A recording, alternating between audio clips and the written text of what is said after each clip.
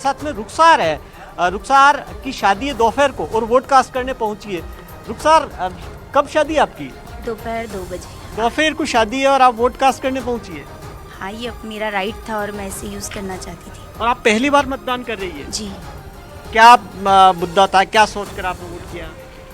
ये डेमोक्रेसी है, सबको अपना राइट यूज़ करने का है, तो मैं चाहती थी कि मैं अपना वोट कास्ट करूँ पहले। और अब शादी की तैयारी है, अब जी, यहाँ से सीधे कहाँ जाएगी? मैं पार्लर जाऊंगी और रेडी होकर अपनी निकाह के लिए जाऊंगी। निकाह के लिए। आप देखिए कि ये सबसे बड़ी बात है कि दोपहर को शादी होनी है और अभी यहाँ पर पहुंची है वोट कास्ट करने के लिए और यहाँ से सीधे पार्लर जाएगी तैयार होकर, फिर उसके बाद में निकाह के लिए। ठीक है भवानी, अंकिता के पास में जाती हूँ। अंकिता, रुखसार तो झालावाड़ से बड़ा संदेश दे रही है, दोपहर में शादी है, उससे पहले अपनी जिम्मेदारी निभा रही हैं। वहां की क्या तस्वीर है?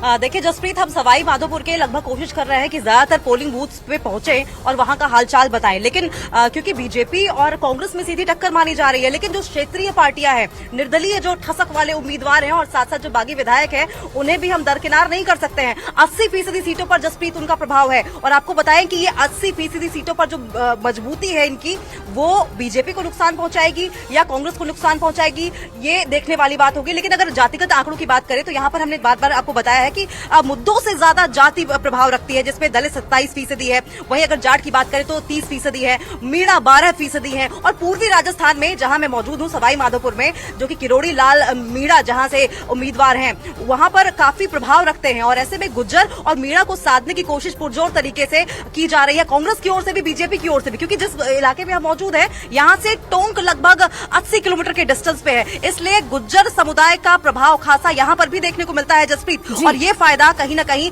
किरोड़ी लाल मीणा को भी हो सकता है, क्योंकि किरोड़ी लाल मीणा की भी जो पैठ है वो गुज्जर समुदाय में सबसे ज्यादा है। लेकिन को बहुत अच्छे से एक्सप्लेन किया आपने। टोंक की बात की, अरुण टोंक में ही मौजूद है। आप ही की बात को आगे बढ़ाते हुए, कितना बड़ा फैक्टर है जाति इस बार, अरुण?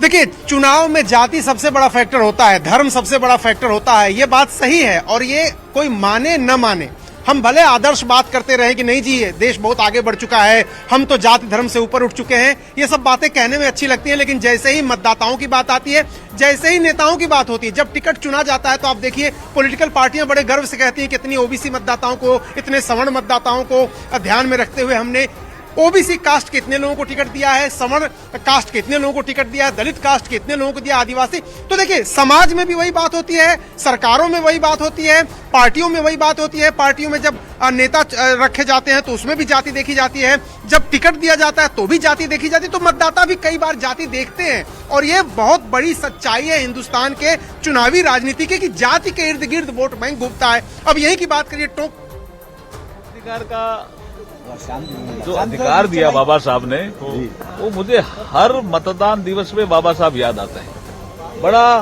बहस के बाद उन्होंने कहा सबको आप मताधिकार का प्रयोग दो। क्यों अपन इंग्लैंड और यूएस का उदाहरण देते हैं कि महिलाओं को संघर्ष करना पड़ा यूके में, 110 साल बाद यूके में मताधिकार मिला और यूएस में भी लेट मिला। हम जब अब आजाद हो गए और हमारे जस्ट बाद बहुत से देश एशिया और अफ्रीका के आजाद होने वाले हैं, तो भारत को कुछ नवाचार करना चाहिए, भारत को कोई दिशा दिखानी चाहिए।